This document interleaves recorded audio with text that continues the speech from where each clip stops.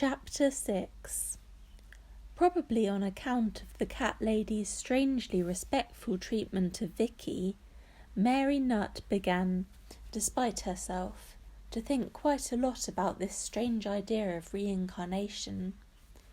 In the Catlady's library, she first consulted an encyclopedia. This belief, she read, is fundamental to the Hindu and Buddhist concepts of the world. So millions of people believe in it, she thought. They can't all be balmy. Perhaps Miss Muriel isn't either.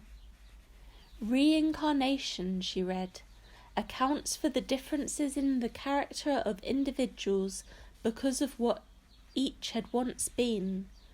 So was the fact that Vicky was short and tubby and bossy, and that the other cats always let her eat first, and seemed to be very respectful towards her, was that all because this ginger cat had once been the Queen of England?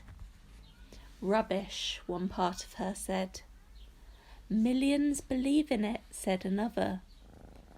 Of course it would be a great comfort to me to be able to believe that my mother and father are alive again, in some shape or form. If only I could, she thought.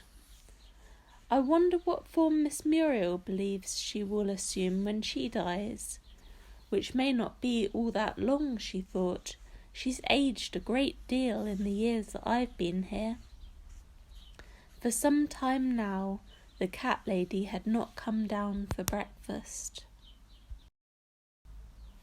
She ate very little anyway, and Mary, seeing how frail she was becoming, persuaded her to have a tray with a cup of tea and some toast and marmalade brought up to her bedroom. One morning, Mary knocked as usual and took in the tray. "Shall I pour for you both, Miss Muriel?" she asked. "Please, Mary dear." So she saw to the Catlady's tea, and then, as usual, filled a saucer with milk and put it on the floor for Vicky. "How are we today, Miss Muriel?" she asked. "A little tired. I'm not getting any younger, I fear." "You stay in bed," Mary said. "I can bring you some lunch up later." "You're really looking very old now," she thought, "but not unhappy. Maybe because of this belief of yours that when you die, you'll start again as someone or something else." "I've been thinking quite a lot," she said, "about what you said to me some time ago, about being reborn in another body." "I shall be," said the Catlady firmly. It still seems odd that she's so sure, Mary thought. The Catlady did not get up at all that day, saying that she did not have the energy. It was the same all that week, a week that by chance contained 2 bereavements for Muriel Ponsonby. The cat that had once been her Uncle Walter died, and then her old school friend Margaret Maitland. "Both cats were very old though, weren't they?" Mary said in an effort to console her friend. "As am I," said the Catlady. "Anyway," said Mary, "it's nice for you to think that they will both be reborn, isn't it?" "As I shall be," said the Catlady. "What am I saying?" Mary asked herself. "I'm balmy too." She could not make up her mind whether the Catlady was just tired or whether she was ill. And if so, how ill? Should I call the doctor, she thought. What decided her was a request that the Catlady made. "Mary dear," she said, "would you fetch Percival and Florence and Coco and Hazel? I should like to say goodbye to them."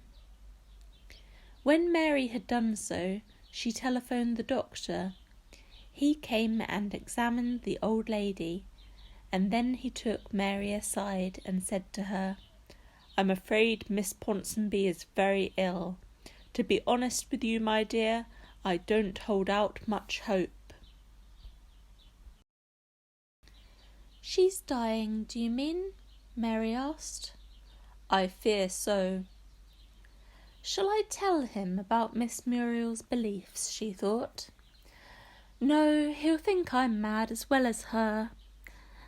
The next morning Mary Nutt woke early and dressed. As she went downstairs from her bedroom in what had been the servants' quarters and made her way to the kitchen, she noticed something odd. There was not a cat to be seen anywhere. She was about to put a kettle on to make tea when one cat walked in through the kitchen door. It was Vicky, who stared up at Mary with her customary grumpy look and made a noise which meant, Mary had no doubt, "Follow me." Up the stairs went Vicky, Mary at her heels, and in through the open door of the Catlady's bedroom. On the floor, in a rough circle around the bed, were sitting all the other cats of Ponsonby Place. Percival and Florence and their children, Rupert and Madeline, and the newly widowed Aunt Beatrice, Ethel and Edith, and a number of others. All sat quite still, gazing up at the bed on which the Catlady lay stretched and still. On her face was a gentle smile. Mary picked up a hand. It was icy cold.